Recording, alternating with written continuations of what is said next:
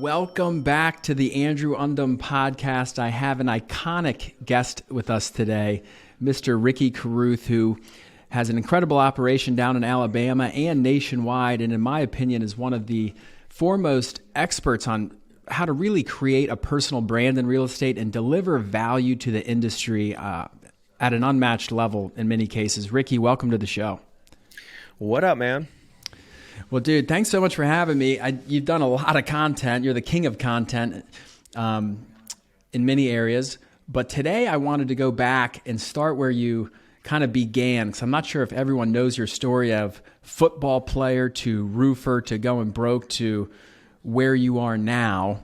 But before we do that, why don't you tell everyone where you're at now and kind of what the current Ricky Carruth operation looks like?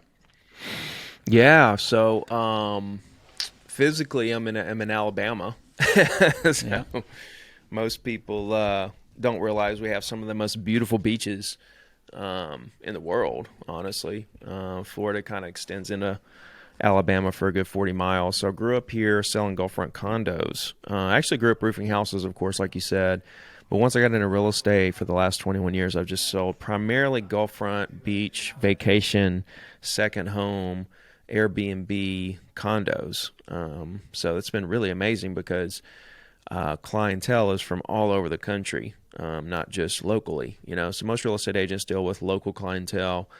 I deal with more national clientele. So it's fun, because these people come from all over to come down here, buy a condo for the purposes of renting to make money, and also a nice place to bring their family when they decide they want to go on vacation. So it's a really cool market. And so I've been doing that 21 years. 6 years ago, I wrote a book. I wrote a couple books, and they took off. And I started coaching agents for free. And then that took off. And then I started speaking and writing and coaching. And it's just been, it's been a roller coaster, honestly. And through the process, we've helped thousands and thousands and tens of thousands of agents. And, that's kind of, that's why I'm here, just to continue down that path, because I thought about quitting a lot of times in terms of the coaching, especially in the beginning. But, just the messages from agents that what we're doing is helping them, and, they were going to quit if it wasn't for, my content and stuff like that. I had the most heartfelt message in my Facebook group. It was a girl that went to the workshop that I just did here in Gulf Shores last week, and I didn't even realize this. Heard a little story and everything, but evidently she went through a lot of stuff, and basically she was homeless. She was nothing. Nobody would give her a chance. Brokers wouldn't give her a chance. She had her license, and people wouldn't even take her. And she said that because of ZTD, my coaching program, and, me giving her a chance and really helping her build her business, now she's a multimillionaire. And this girl was in tears writing this. My wife was in tears reading it, So it's messages like that just kind of keep me going. And now that I've built this brand, I'm traveling and speaking, 2 to 3 times a month all over the country and really the world. I've been to Brazil. I'm going to South Africa. And the goal with the free coaching was to build a brand that I could then build businesses on the back of.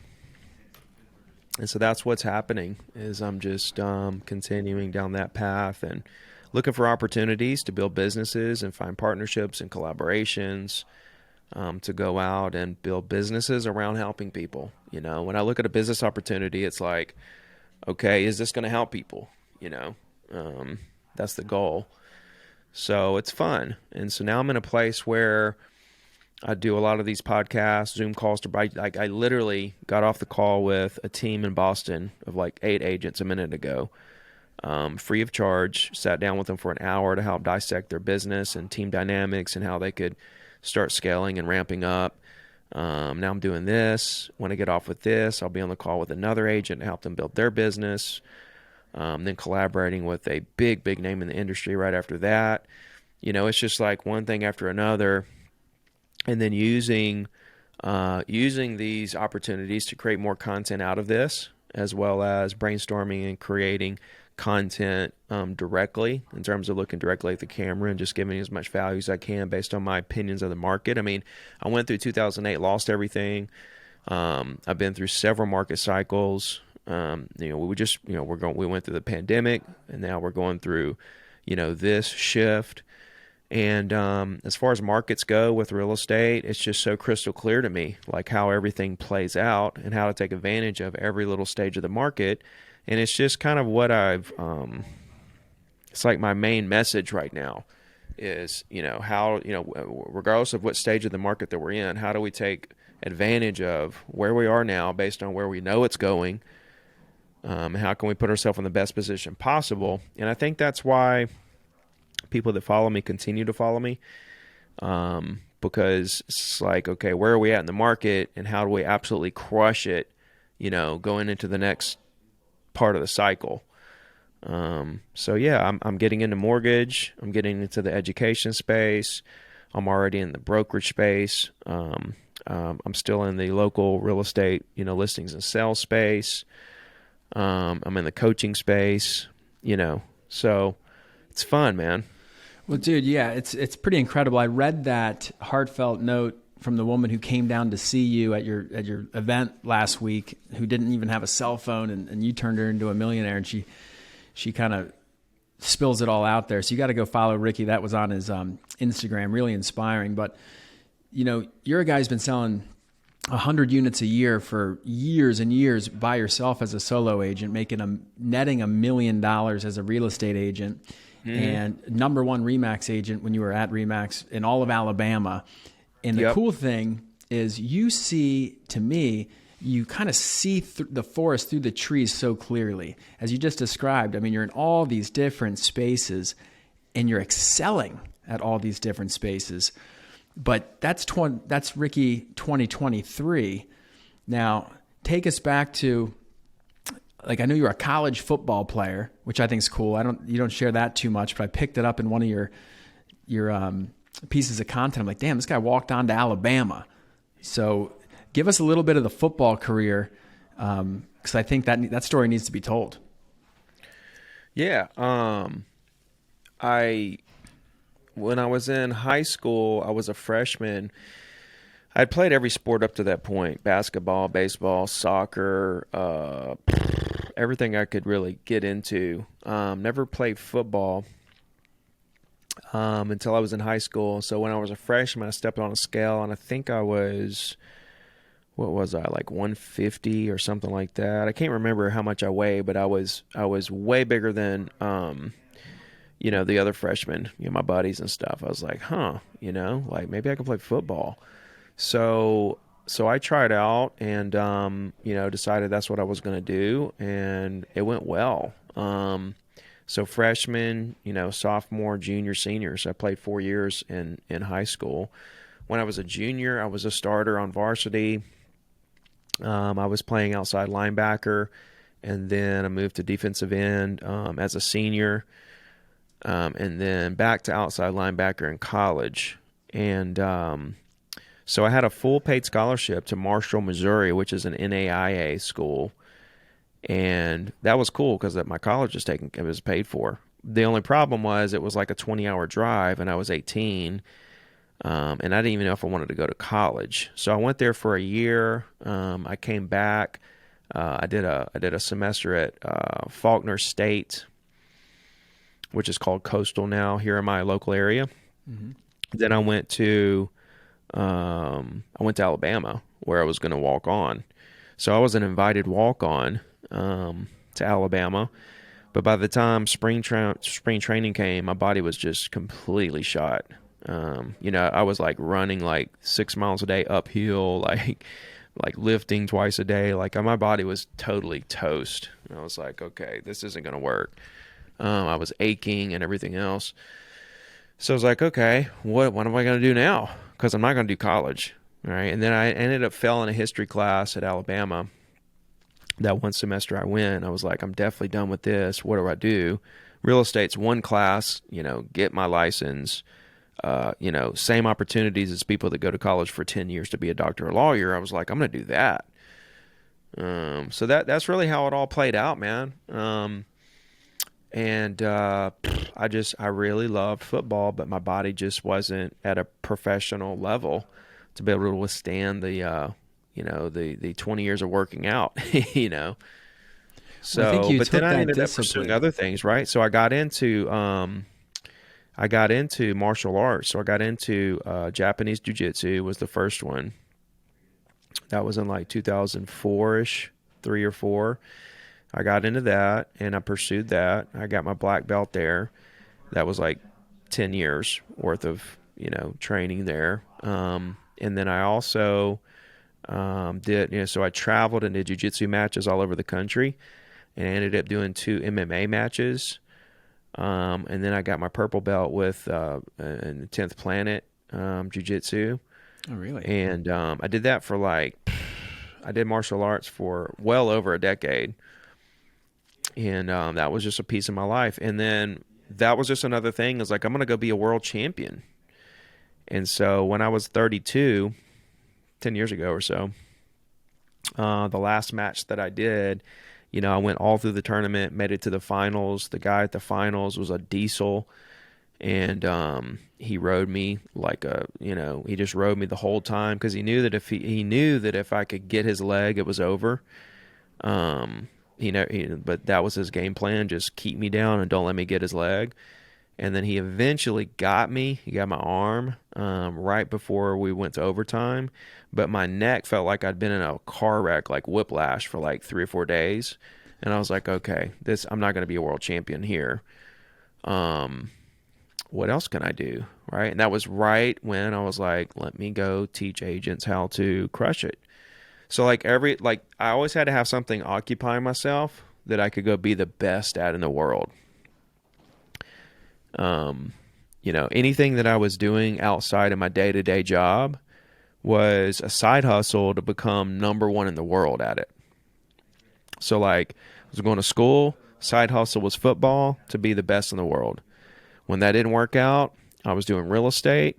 Let me do martial arts to go be the best in the world at it. When I finally ended that chapter in my life, then I went to do real estate, right? And then my side hustle was to be a real estate coach to go be the best in the world at it.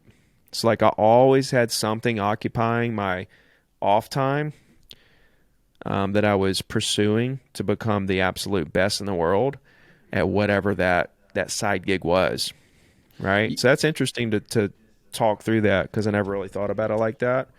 But that's literally what my life has been, a series of day jobs with side gigs to be number 1 in the world. And it's cool because the side gigs, the last side gig, right, becoming a real estate coach, actually turned into my main gig. And so now that's my day-to-day, and now my side gig is becoming number 1 business influencer, right, in the world. So it's cool. Yeah, we're going to unpack some of that stuff because you have like a David Goggins type of discipline, and the people who achieve at your level typically do, but your career arc is incredible. So I'd like to break down, the agent side, your journey through being a top agent, which most people would stop there. When you're making $1 million a year and you're crushing it, you're number 1, that satisfies most people. So that's one story I want to get into. Then the coaching thing, you did it like no one else has ever done it, and I want you to get into. We'll go down that path, and you got some really cool insight from legends like Gary Vee, and you started doing all your coaching for free, and that's blowing up now, so I want to get into that. I also want to talk a little bit about your investing side, your personal branding, because I don't think anyone does social media as well as you as an agent in all of those buckets: agency, coaching, investing, branding, events. And you do it all yourself, and you're giving it away for free, which is, you've just kind of flipped the industry on its head in those areas. But let's start with being an agent, just so if people don't know you, and you got to go follow Ricky Carruth, easy to find on social, and his content's just helpful. We have 5 agents on our team here in Baltimore out of 30 that are they're Ricky Carruthites. They do it the way he does it. Talk to buyers and sellers, weekly email. The stuff works. But agent-wise, you start selling real estate. Were you immediately just crazy successful, or did you have to ride it up and down? That's a 21-year journey, but highlights of the agent career. How'd that work? Took me 8 months to make my first sale. Didn't even know if I wanted to do real estate. Once I committed, I was all in. Took me 8 months. I was roofing houses and doing real estate on the side. Then I made a couple sales, had a couple pending, had a couple listings, went full time. So I made from there for about 2 years. I made $1 million, and because the market exploded, it wasn't because I was some kind of special like gifted person. It was because the market just exploded, and I was a hard worker. So I took advantage and took that money and started flipping houses, borrowed a lot of money to do that as I grew that business. When the market flipped, I lost everything because of, all the debt that I owed, and the houses weren't worth anything. They dropped in value so quickly. It was just a down spiral. So I ended up losing everything, went bankrupt, was sleeping on friends' couches, sleeping in my car. I was eating out of people's refrigerators. I was just completely broke. Had nothing at all, lost every little thing that I had. So I went back to roofing, and then I got a job on an oil rig, did that for like 2 to 3 years. In 2008, I was laid off from the oil rig, got back into real estate. I just took everything that I learned from losing everything, which was don't get into bad debt. If you're going to take debt, make sure it's good long-term debt. You have a long-term plan with that debt. And, if you want to build a large real estate business that never gets affected by the market, build it on people, not deals, and build a huge database of people that never forget who you are and will always, love you because you love them back, and they'll always do business with you and refer people to you. It's real simple. So, but I didn't do that in the beginning. I just did a deal and threw them away, did a deal, threw them away. They threw me away too. They didn't want to buy back in this overinflated market, and I could just go call 10 more people and make 30 grand today. So I didn't need anybody. But at the end of the day, I didn't know I did need people. I needed to build a database for when the market crashed. But I didn't know that in the beginning. So that's something I wish I would have known. But I'm glad I didn't, because it made me learn and go through what I went through. And so then from 2008 to 14, I decided I was going to be the number one agent. So by 2014, I was the number one Remax agent in Alabama. So it took me 6 years after I actually learned everything and went through that to actually execute to the level that I'm number one. And then that was the first year I did 100 deals in 14, and I did 100 deals through 14 to 21. So 8 years in a row. I was the number one agent in my entire MLS those 8 years. I was the number one Remax agent 3 of those years, top 5 every one of those years. And then in 2022, about a year ago, I kind of stepped halfway out of production. Dad handles the day-to-day listings and sales. I still handle marketing and consulting and stuff like that, lead gen, stuff of that nature. And so I've got kind of like not even a whole foot. I've got 2 fingers in the day-to-day sales stuff with Dad. And but I'm more so focused on building my brand and building these other businesses. Yeah, for the past 12 months have really been like a transition period for me, because I took 20 years of doing sales and then stepped out of sales. And so it's really taken me a minute to kind of get used to that. For the past, I took like 3 months or so where I was just full-time creating content, and with no real businesses per se behind the content, where it's like, okay, I'm getting an ROI on my time. I'm just creating basically, and like my income's going down because all my income was tied to the market, and the market went down. So it's like, man, I spend all this time doing this, but I'm making less money. This is, it's not easy mentally to go through something like that.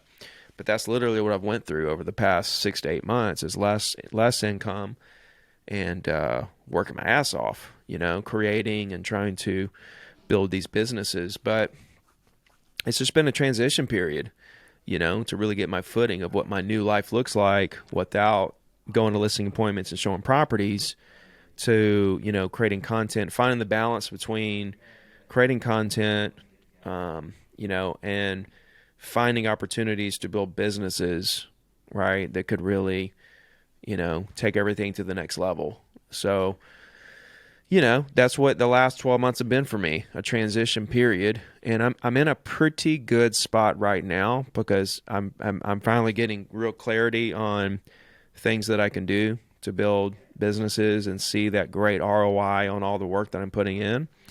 And, the longer I wait to implement those monetary strategies, the bigger those monetary strategies will be, because I'm picking up 200-300 new followers a day, as we speak. So the more patient I am, the better on the back end. So, lots to unpack there, but. Well, the reason to me, because I've been following you since 2017, and you've came in and talked to our team, a couple times, and you're disarmingly honest. It's just always straight facts. Ricky's got nothing to sell you. He's giving everything away for free. And the reason you're such a powerful coach, in my opinion, is because you've lived it at the most granular level. You've succeeded, you've failed. You know what works well, you know what's kind of works, and it's tough if you have this skill set, and you also know what flat out doesn't work. You've had the highs and the lows. So that's the type of person I want to learn from, because I'd like to learn from your mistakes. I'm 35, you're 40, whatever, 1, 2. And I know there's so much you can teach, and you give it away for free. So we talked about your agency career, which is a Hall of Fame career. You got every award RE/MAX has ever given out, and you would have got that at any brand. And now you've been at EXP for a few years, and you're the only top producer at EXP that I know who never talks about EXP. So we might want to get into that, because your brand is so much bigger than come work with me at EXP. But let's go into that coaching piece, because you've done what I'm pretty sure no one else has ever done, which is create a pretty massive audience based on giving away everything you've ever done, all your best stuff, all the time, for free. Where the hell did that come from? It was just common sense to me. I looked at what the influencers are doing out there, and, I just looked at what I was trying to do in the real estate coaching space, and I was like, man, like the dollars are in the eyeballs, not necessarily customers, right? Because the eyeballs turn into customers. The more eyeballs you have, the more customers you have. Here it's like agents, right? I think agents play on the surface. When somebody says they want to sell a property, they're like, okay, well, when can I come see it? And the first question should be, well, why are you trying to sell? And they're just playing on the surface. They're trying to convert before they connect. And I think the same thing with real estate coaching. I feel like coaching is just like buy this program, instead of, here, let me show you how to do some stuff. Let me build some trust with you. And then let me see if I have a product that could bring you more value that you could pay for. And it's just common sense to me. Like, okay, how can I get the most eyeballs? Well, if the number one RE/MAX agent in Alabama that figured out how to close 100 deals a year single-handedly for 8 years in a row will tell everyone how they did everything for free, then that will attract a lot of eyeballs. So I said, let me just do that for free, attract a lot of eyeballs, and then I'll just figure everything else out later. When did you start? So that's really all it was. It's really as simple as that. When did you start? I think you mentioned like 2014. You're thinking, okay, I'm going to get into this coaching space. 2016 was, so I tried to write a book, because I was writing a book like 09, 10, 11. I kind of started and stopped a couple times, and then I put it down for a couple years. 2016, I got serious about it. Then I went and spoke in Biloxi at a RE/MAX event. That was the first time I spoke at the end of 16, and the response from the crowd was overwhelming afterwards. I was like, wow, what I have people really, really want, really need. So let me finish this book. So I finished the book, and then I wrote another one really quickly. And so it was 16, really 17, I guess, was kind of the kickoff, where I was publishing stuff, and at the end of 16, I was started putting out some content. So really maybe end of 16. And then in 17, I started coaching, and I was charging. I had a program. I was charging whatever, $20 a month, $100 a month, $1,000 one time. I did a bunch of different models to try to figure out the best way to build a business on the back of it. And none of it really worked. I could have kept going down that road and figured out something that did, of course. But I'm the kind of person, man, whenever I do something, I want it to be something that just everybody just loves. I don't want it to be something where when people see me calling, they see my number on the caller ID, they're like, oh God, here's this guy calling to sell me this thing.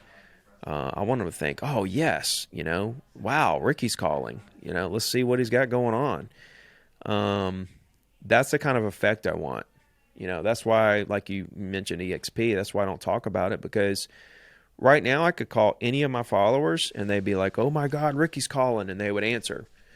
Versus if I was screaming EXP and they saw me calling, then they'd be like, oh God, here, Ricky, he's probably going to try to, recruit me. That's not the effect I want to have on the world is, oh God, here this guy is calling me. Well, I want, the opposite. So same thing with my real estate business. I never did call to try to sell your house. I called to see how you're doing, see if there's something you do need, see if you're thinking about doing something, if I can help you do it. And if not, love to stay in touch with you. Never tried to just sell a house. I mean, in the beginning I did until I learned the lessons, Right. of how this business actually works. But yeah, I started out charging, and then it hit me all of a sudden, like, why don't you just open this up for free, man, and quit banging your head against the wall? And once I did that, everything just it was slow, of course, but like everything changed. Like, followers started coming in, people started sending me messages about how it's helping, and it just continued to snowball. And like how it's all played out is exactly the way that I planned it.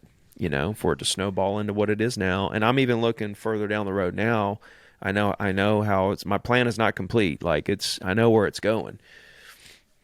Well, do you kind of coined the term relationships over transactions?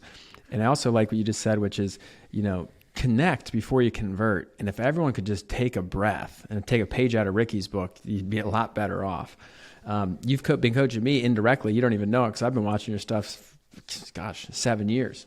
And that's why I'm asking you. And every time I've ever asked Ricky to help with something, he goes, yeah, sure. You want to be on this podcast? No problem. You want to come talk to my team? Yeah, I'm in. Never once mentions EXP, recruiting, buy my stuff, give. I'm waiting to get the right hook. Ricky just jabs people's face off, and then eventually he'll have a right hook ask, which is a Gary V, one of his books, jab, right hook. Speaking of Gary V, I've seen you with him before, and I guess you went out to meet him. Talk to us a little bit about how you got in front of him and what you learned and kind of how that relationship is today. Yeah. So I was already doing all the stuff, and then a guy in my office showed me his Monday morning rant video. That was the first video I saw his, and I was like, man, this guy is like speaking my language. And I followed him from there, and it was wild. I mean, it was just like God-given, from heaven type deal, because it was exactly what I was going through, like how to build this coaching business, and basically he's preaching post on every platform, just give to people, without expectations. It was exactly everything that I was already, doing. He had a big influence in me going for free. And then I had the opportunity to go to 4Ds, which is like 10 people, at his office in a conference room, and learning from him and his team for a day. So it was cool because I got to go there and tell him face to face, hey, you're a big reason why I'm, crushing it and going to continue to crush it and help a lot of people. That was the whole reason I went to that, was to just look at him in his face and say, you helped me so much as far as laying out the blueprint of how I can really go out there and help a lot of people, because that's who I was. I want to help a lot of people. But also build businesses around helping people. He really laid the blueprint out. So it was really cool. And then now we get together once a year on a Zoom, and I get to kind of hash out like what questions I have, for like the next stages of my business, and I always leave those conversations with complete clarity on what I should be doing, So it's really cool to be able to spend some time with him and get his insight on my specific situation. So it's a cool relationship, honestly. And I'm glad to have him as a mentor, because obviously he has done it. He's the GOAT. He's the GOAT at content creation, personal branding, and God knows he's got his hands in a lot of businesses. So we talked about your agent career. We talked a little bit about the coaching. And as of late, 'cause I'm an avid follower of yours, you've been investing at a different clip, because everything Ricky does, kind of like, side hustle, be the best in the world at it. It seems like something on your radar is trying to gobble up $100 million of real estate this year as an investor, which most agents could learn a thing or two about investing properly. Talk to us a little bit about your investing side. Yeah, so I lost everything flipping houses, borrowing money. So now every flip I do, I pay cash and then I flip it. I buy cash, I fix, I flip. The downfall is I have cash tied up. Honestly, I wouldn't even do it if I didn't have great partners that want to do it. I just love the relationship. So we do make money, but it's nothing crazy. I'd rather hold the properties, honestly, but it's what they love to do, and so I know that relationship will turn into bigger things down the road. So I just continue that relationship, but we pay cash and then we fix and then we flip. So the safety net is if something happens, we can take a refi cash out and get some cash out if we need to, rent it. We can do we have a lot of options if the market turns on us. So when I got back in, I had the bankruptcy and stuff, so I had to wait a couple years to where I could start buying. But I started buying properties. I bought, and now today, like back in 2010 or 11, I think, maybe even 12, I think 10 or 11, I bought my first property coming back. Lived in it for a year, then rented it out. I still own it today. So I've got condos, I've got duplexes, fourplexes, commercial buildings, all over the county. And so, and I'm continuing to build that personal portfolio of just these local properties. So that's fun. And then here recently, over the past maybe 2 years, I've really taken my time to really understand the multifamily sector and the bigger commercial sector. And tried to understand how these big deals work and operate with these big institutional buyers and syndicators and funds, and really researched it from the front to back, And so that's what I'm getting into: syndications, funds, raising money for these deals. Something I didn't want to do unless I understood it to the fullest. Because if I'm going to take somebody's money, then I want some serious. I want to be able to sleep at night knowing that, I'm making these people money, that this is a very low risk situation, and that everybody's protected on the back end. So yeah, man, I've looked at like 50, 60 deals. We have one that we're, working on right now to get it tied up for 20 mil in Orlando. And, we're going to raise money to buy it. I'm also looking at like triple net lease commercial properties here locally. I've got one that's in the 1.5 range. I think me and my buddy might just go in on ourselves and just buy it.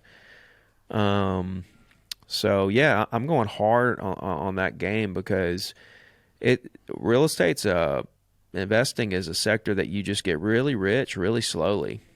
Yeah. The earlier you start, the better. So I'm just putting a lot of resources into buying as much property as I can. Myself personally, with one partner, two partners, and with a bunch of people, that throw in and buy these big deals. So again, it's been 2 years in the making. I've just been slowly learning and researching and understanding so that I can be in the best position possible, because we may see some really good deals on some multifamilies, with the cost of debt doubling in the last year on the commercial side. So we'll see. Well, I love that real estate investing. I'm an avid investor as well. We call that, it's not get rich quick, it's get rich for sure.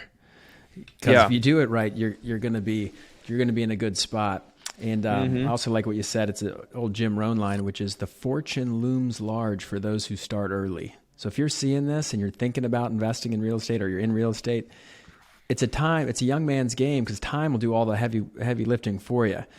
So God, tell you what, Ricky, if you were a stock, God, I'd love to buy some Ricky Carruth because you don't do things until you've mastered them. Kind of like you did with the agency thing. Hey, you had to fail, you had to mess it up. But now, because you're older and wiser, you're learning from other people's mistakes. So I don't see you making any bonehead moves in the big real estate investing side. And I know one of your goals is, and I just know this from something you'd posted, that you want to acquire $100 million this year. And I think you're, maybe looking at $36 million or so or close already. The $16 million deal we talked about last time I was here, it fell apart. So that's nothing that we ended up pursuing. We're still working on the $20 million deal. And then I'm buying this 1.5 one on my own with another guy. So, like I'm sticking and moving. I'm looking for the very best opportunities, but you're right. Like, there's a lot of coaches that have been agents for 3 years, sold 19 properties and sell courses for $500.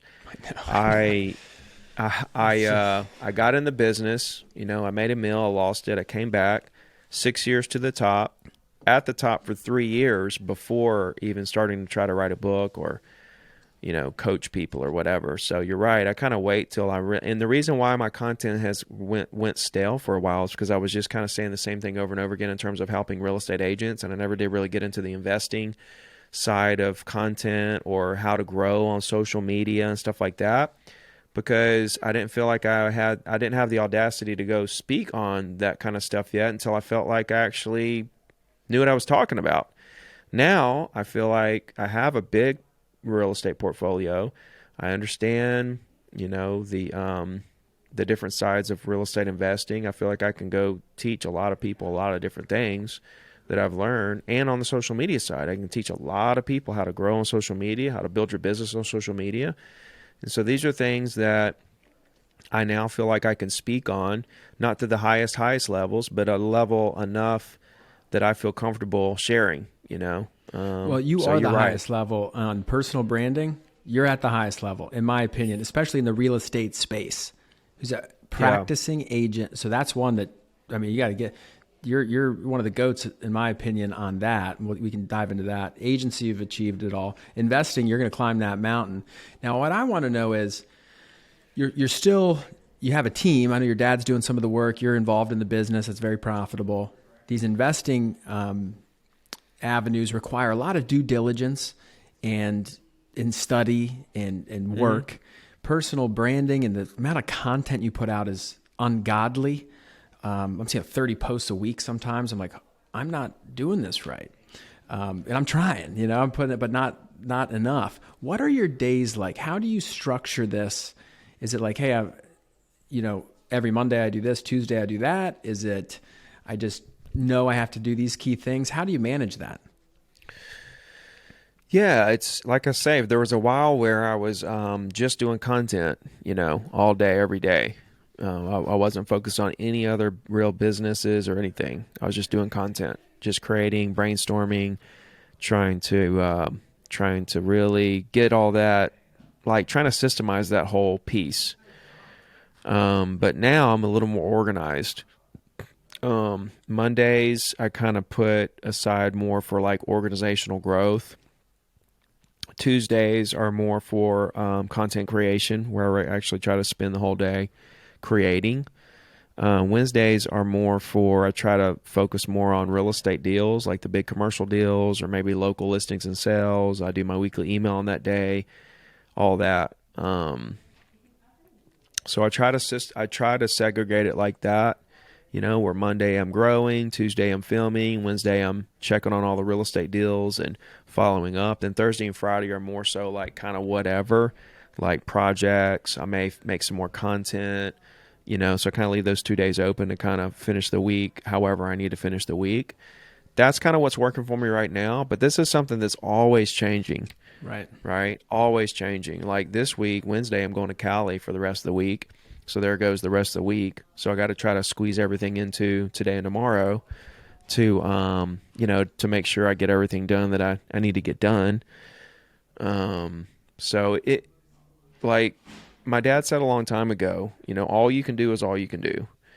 And I added to that, which is be happy with whatever you do get done.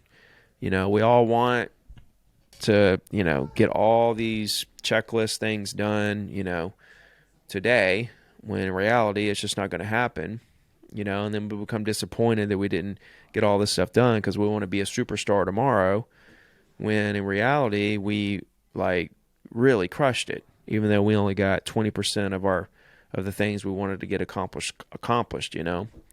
So people need to really kind of chill out on themselves with this kind of stuff, because it can get super dangerous. We really overestimate what we can do short term and underestimate what we could do long term because of that compounding effect, that slight edge that, it's like this. This is a good example. If you spent 30 minutes a week, just take 30 minutes to, input information into your CRM that you'll never use, right? People like, your clients' dogs' birthdays and, stuff that you'll just never use, right? 30 minutes a week. And you may think, 30 minutes a week. Well, that's 26 hours for the year. You know what you can get done in 26 working hours? It's crazy the amount of multiplication in your business you can create in 26 hours. And we kind of disregard it because it's just 30 minutes a week. It's like, wait a minute, this compounds to be massive over just a year, not to mention 2, 3, 4, 5 years, what that actually looks like. It's like every little second counts so much. And so, that little 30 minutes a week, it's like we underestimate how much of an impact that is in the short term, right? We overestimate, right? But then we underestimate what that 30 minutes looks like over the next couple of years. And that's just 30 minutes a week. Imagine like an hour a week or 2 hours a week that you put on something that could be spent in a much more effective way, but you kind of disregard it like it's just 2 hours, so I'll just do this. No.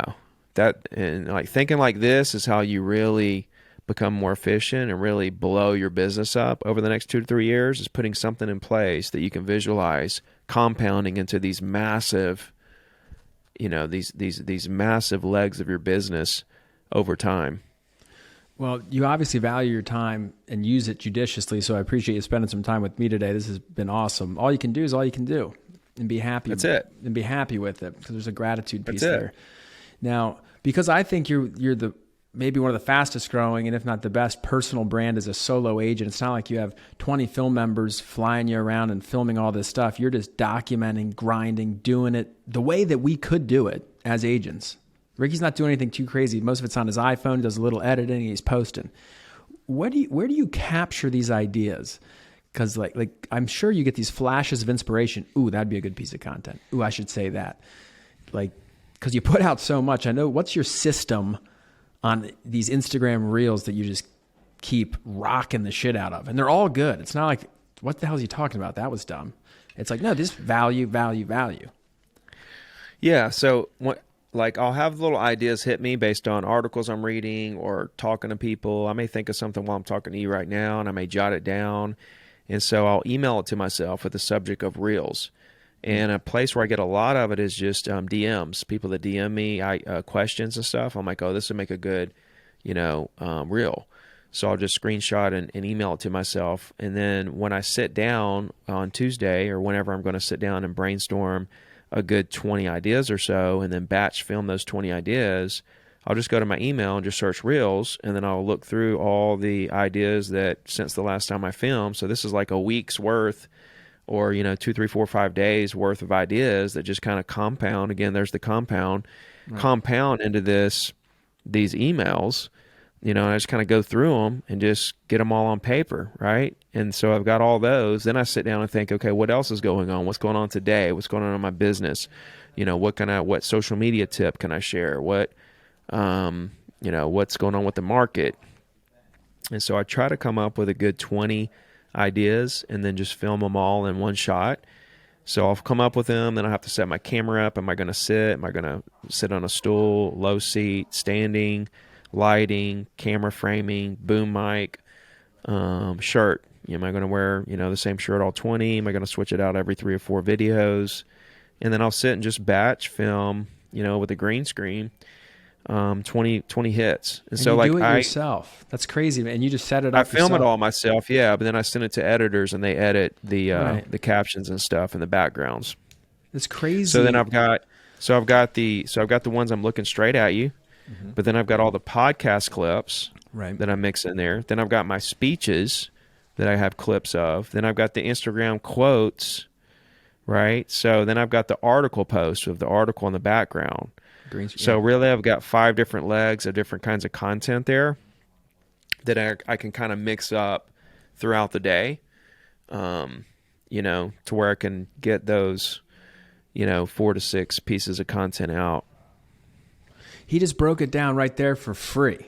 That was worth the price of admission right there. Because guess what I'm going to do when this is over? I'm going right, because I have no excuse. I have like 2 guys that are marketing wizards who are full-time employees. They got cameras, and I'm sitting here finding reasons I can't do it. Maybe that's you too. You can do it. Systemize it. Could it be as simple as just emailing yourself when you have an idea and coming back and batching it? Because that's what someone who values their time does. All right, I'm going to break off an hour and a half here. I'm going to film 30 pieces of content. Bang. Yeah. That's freaking That's awesome. why it has to be time blocked, because until you treat it like a job, then it's really not going to work until you have a systematic way of, how you're going to post, how many times you're going to post, and then creating a system around being able to produce that much content. Then it's really not going to work. For real estate agents, I think you should batch out like 10 a week. That way you at least got 1 a day. You could even do 4 a week, do 4 reels, and then the other 3 days do an image. And like just post once a day really is for real estate agents, I think once a day is enough to build a large business. Once a day is simple. You hear some people say 10 a day. I mean, look how much you do. But starting with 1 a day is a great point. Now, look, I would pay a fair price to get Ricky Carruth's playbook, but he seems to want to give it all away for free. So I don't want anyone to get upset with me, but golly, I'd like you just to spend a month coming up with exactly what these agents should do and showing it to them. And maybe that's on the horizon. So here's the other place I wanted to go with you. I want to know what's next, and share whatever. You seem to be always willing to share anything and everything, good, bad, and ugly, which is one of the things I love about you and your fans love about you. It's just real. I want to know what's next for Ricky Carruth selling real estate. I know your dad's involved now and he's doing some cool stuff. Then I want to know what's next. Hey, what is next for the coaching? We got 0 to diamond. I know you're moving and shaking with some influencers. And like you said, it's always changing, but you're on the rise. People think, oh, Ricky's at the top. I think you're just at the base of the mountain. Peaks way over here. I am. A lot of people, I'm like, oh, I'm trying to really blow up, and they're like, you already are. I'm like, I'm thinking, no, I'm not. I'm like, real estate agents know who I am, but that's it. There's levels to this stuff. Yeah, real estate agents is such a small niche, compared to the overall population of the internet. And then I want to know what's next with investing too. So those are the 3 places: agency, because you're at EXP and your dad, coaching, and then investing. Leave us with some what's to look out for on the Ricky Carruth rise. Because I'll call it right now, just like I'm calling the Ravens are going to win the Super Bowl and end all Pat Mahomes goat like chase he's on. It's the day after the Super Bowl here. I'm calling Ricky Carruth's going to be at the top of the coaching industry in one way, shape, or form, and there's room for plenty at the top. That's the other thing people got to realize. You can be friends with the other people at the top. So agency first, though. What are you going to do with your selling? Like, why are you even selling real estate? Your dad, what's going on, EXP? I'm not really. Dad loves to do it. So if he loves to do it, we still have the clientele. We have the past clients. He loves to go to listing appointments and show property and stuff. So if he loves to do it, then go do it. Keep doing it, and, I'll keep helping, and, we'll just continue to run that business the way it's running, So we could just do that until he doesn't love it, Is it just you and your dad? Do you have any other agents local? Mm-mm. No, because you don't want them. Yeah. He just, he can handle everything, and, it's not that hard. And we have just a great back end, with an assistant that just been with us 10 years, knows everything.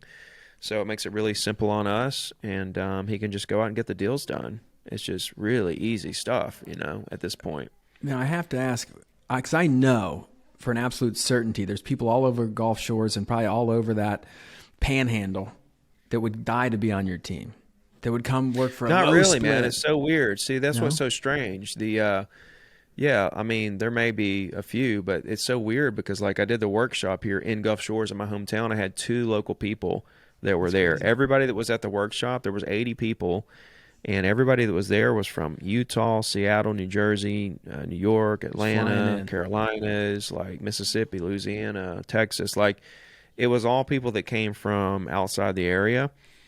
That's what's really strange, that as I've come up, the local the locals are like, it's just weird. I don't know what the thing is, with the Ricky thing here locally. It's just kind of an odd deal. But I mean, a lot of them definitely respect me and stuff. But when it comes to this, like, I don't know if they like look at like, oh, he's with EXP, he's going to try to get me, or if they're like, oh, well, he's going to try to charge us something at some point, or I don't know. It's just weird, like here he comes, he's trying to be a guru, but he's not really, because we know him as Little Ricky back in the day. It's a strange deal, but listen, dude, I'm a marketer. All right. I'm not a CEO.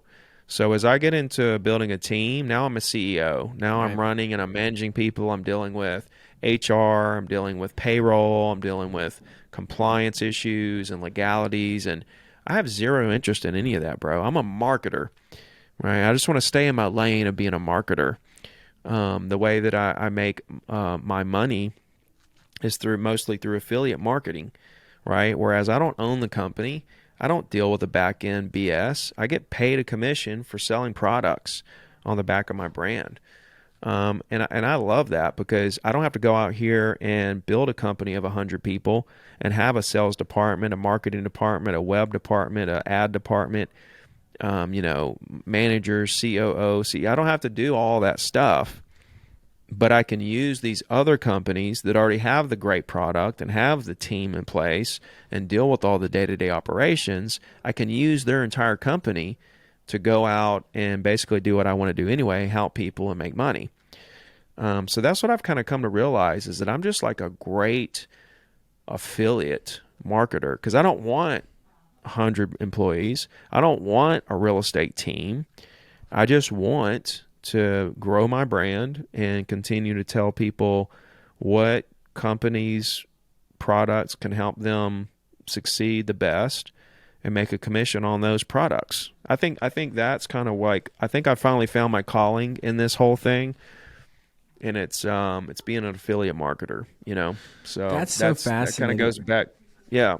Ricky, I got to tell you, you make me rethink my life sometimes, because the clarity, and we've talked before, like, hey, clarity's changing. It's not like you're clear forever, but you do have clarity on this piece, and you've sounded pretty confident saying it. You're a marketer, which I think is really cool that you self-identify. Look, I'm great at marketing. It is what it is. I don't want to be a CEO. That might pull me in the wrong direction. And like the position I'm in, we got 30 people and we're growing this team, and everything you said are challenges that you have to handle well and deal with people, and it can get messy.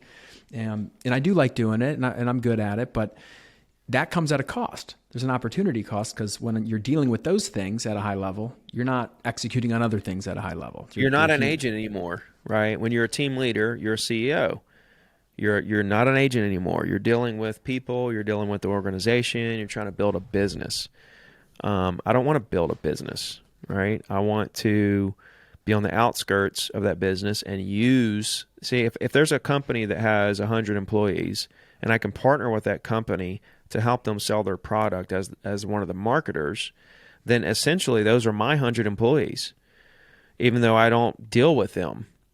If they give me a cut of every time that there's a transaction of their product, then I've essentially, I don't have equity in that company, but essentially I'm making free cash flow with no expenses outside of whatever it took me to build my brand, and so that's what's very interesting to me, because as I look into the education space, I'm like, okay, I can go build an education company. I can build a course. I can do all this and that, or I can just partner with a company that has 100 employees, that has sales, that has marketing, that has website guys, that have all the things that you need to be able to scale to 8-9 figures, right? Because once you scale to a certain point, your margins are so low, right? In that bit, I could go out and create a course and make $1 million today. Easy. But to scale that to 10 million, I have to hire staff, and now I'm at 30% margins, and a lot of headaches. So, I'm the kind of guy, I don't want to go build 100-person company, but I want to take advantage of somebody else's 100-person company. Well, I can just be an affiliate if I love the product. That's the way I see it. And then, okay, where's your equity? Well, like I say, I'm buying $100 million worth of real estate this year, and that's going to continue every year. right? And not only that, I have plenty of opportunities to buy in to companies I love and own equity pieces of, So trust me, I have plenty and plenty of equity that will continue to appreciate, through businesses and real assets like real estate. It's beautiful how you tie it all together because as someone who doesn't want to be a CEO, well, you are the CEO of the Ricky Carruth Show.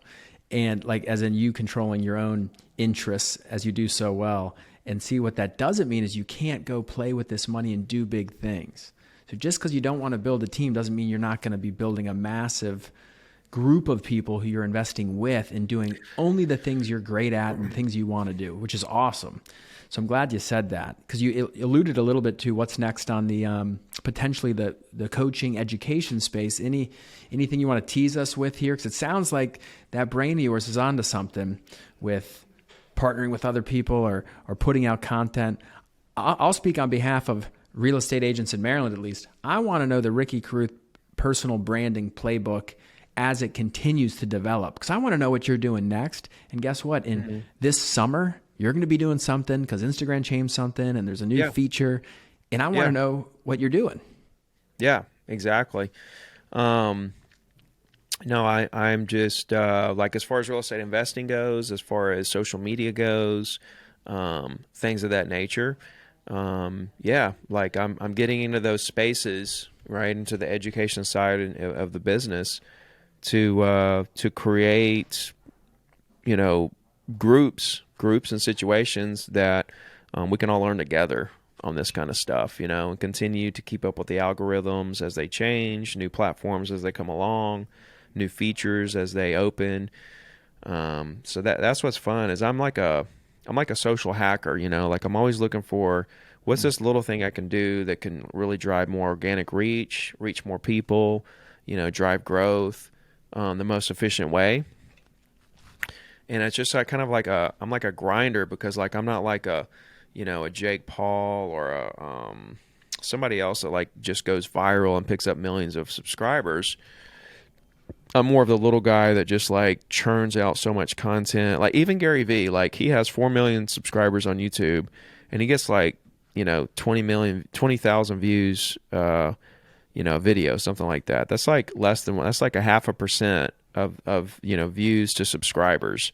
Yeah. He's just like the little gerbil. He's just like the little grinder, that just continues to put out stuff that most of his following is not watching, right? But people just see him churning it out. So that's a different style than let me go viral and get 1 million subs in one video. It's two different avenues, right? And I'm the grinder. I'm in the grinder path. I got like 1,500 videos on YouTube. I got less than 100,000 subs. I got like 90 something thousand subs. So pretty good. Yeah. But it's, I know guys with 100 videos that have 30 million subs. Well, you're going to you get just there. have to like look at all this stuff in relative and what's subjective. Yeah. No, I think it's pretty obvious at this point that the way you execute on things and the way you evaluate the different behaviors that are going to get you to the next level is sound. And that's why I'm always watching. So I'm not watching because I'm just trying to entertain myself. I'm here to learn and I'm here to grow and I'm here to execute myself.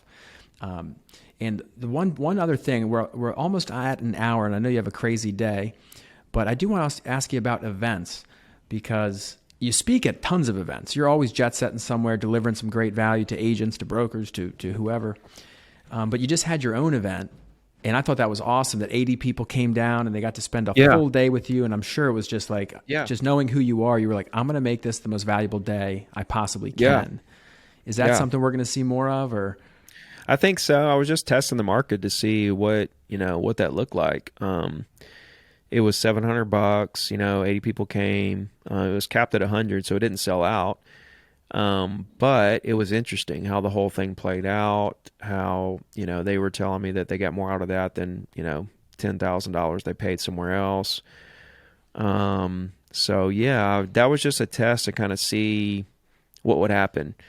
So I'm working on some things now that I think will be very interesting. Like I could do an all day, like I've got a buddy that has a studio that, I could have 100 people at an all-day workshop, but then also the studio set up where the workshop can be live streamed. Yeah. Whereas you could have 100 in person and then unlimited amount of people virtually watching this workshop. That's something that is a big possibility of happening later this year. Oh, please of having do that. something like that. Of Please having do something that. like that, and then at that point, doing it once a year, or it just depends on the demand. Could do one a quarter, could do one a year, could do two a year, something like that. Just kind of see how it plays out. I mean, it might turn into a thing where more than 100 people want to be in person. It will. So yeah, it will. It will continue to grow and everything. So that was like my first step into the, hey guys, pay me something. And it felt good because the people were like dying for it. They got so much value, and it was such a good time. I had to let them come work out with me. We went for a jog on the beach. It was just cool. No, I saw it the whole day. It was really cool how you structured it. That's why I sent you that message. I said, dude, that looked awesome. Hope you killed it. And of course you have to charge something at some point, only because what are you supposed to take a loss and go deep into the red, booking a hotel, bringing in food? Well, that's the thing. Like you can't, like doing some of these courses, you can do that for free. But when it comes to, that whole thing cost me a lot of money to rent that Right. place. I had breakfast and lunch for everybody. That's 80 people. The planning. It cost me like $300 to get them all in the gym. It was like 20 people came to the gym. I gave them all books. That was another whatever, $300-400. Like it all adds up, and people don't realize this. So if I want to do something like that, where they get this different kind of experience than just a YouTube video or something, then yeah, it has to cost something, because it's costing me thousands and thousands to do something like that. So It's textbook value exchange. They're happy to pay. as long as I can bring them way more value than what they feel like they paid for, that's what my goal is. Like when I charge something, it's like, okay, if I charge $700 and you feel like you got $10,000 worth of value, then that was a win for me. No, absolutely. And Ricky, I got to tell you, like, again, I said it prior, but you're the only big agent, big influence who's not ever trying to recruit into EXP, which is fascinating. You've achieved at the highest levels at the individual agent level only because you didn't want to grow a team. And I'm very confident if you did, the floodgates would open, but you have clarity there. And that's awesome. You're investing. Well, I got 1,000 agents at EXP, right? So I kind of refer to that as my team. Right. Like that's that's the team building of the future. Yeah. Is you're able to take agents, not charge them a split. They can be anywhere in the country, anywhere in the world, right? You get a cut. You get to help them like they're on your team, but you're not liable for them. You don't, you're not, giving them leads. You're not responsible for anything, right? They're responsible for their own success. So it's kind of that gray area. But to me, that's team building of the future. And that's my team, right? I have a national team of 1,000 agents, and so it's I think that's kind of the future of teams, honestly, the way that model is, because, they're all single agents. I'm not trying to take a cut, and it goes along with my free thing. I bring you in, I teach you everything for free. I don't charge you anything on top. It continues the path of the free thing while not having 100 employees, while not having responsibilities and liabilities, while I can still go build my brand and continue to, build that influence. Well, that model's like designed for influencers like yourself. It's like perfect. So you have the team building aspect. I'm excited to see what goes on in the investing world, and I'm super excited to see what goes on in your education space, because you've been dabbling in it for quite a long time. I shouldn't say dabbling. You've been deep in it for quite a while. And just on behalf of the real estate community, just thank you for just telling it like it is. You're a straight shooter. You're easy to talk to. If you haven't seen Ricky's content or seen him for the first time, follow him. Super easy to find. ZeroToDiamond.com and all the socials. And you will learn something if you approach this content as a student, as I do, and I coach all of our team members to do. And it doesn't matter where you are in your journey. You can be the top agent. You can be a new agent. We're all trying to figure it out. So That's right. Ricky, is there anything else you want to add before we wrap it up and you get back to your domination ways here today? Nothing much, man. Just if anybody has any questions or anything I can do for you, just hit me on Instagram. I answer all my DMs there. So, feel free to connect there, and happy to help. Hey, if you ask them for something, be careful because you just might get it. Okay? Ricky, thanks for coming out. You're the man. Cool, bro.